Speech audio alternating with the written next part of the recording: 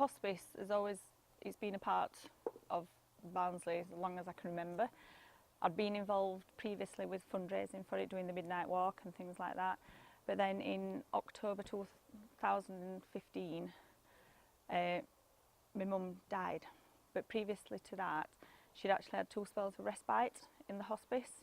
Once was just a GP recommendation and we managed to get a bed for her. So it gave me and my dad and my brother some breathing space. And then following a fall in August 2015, she came here for care after she'd been released from Barnsley Hospital. So the first time that I ever came in was when my mum was first in for respite, and I was scared.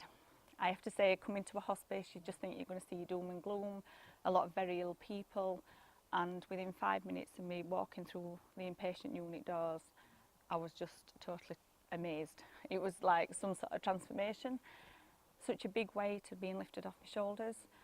I saw that the care that my mum was receiving, that the nurses, how they treated my mum, they treated my mum like she was Jean, my mum, not like she was a patient. She was their friend and also treated the family like we were friends as well.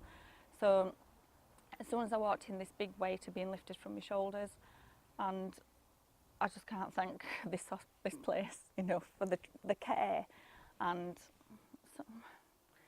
the friendship really, and support, just not from my mum but also for the family. It costs 3.8 million to keep the hospice open every single year.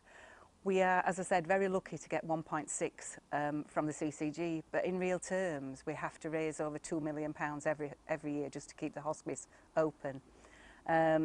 We do that in a number of ways, and fundraising events are just one of them.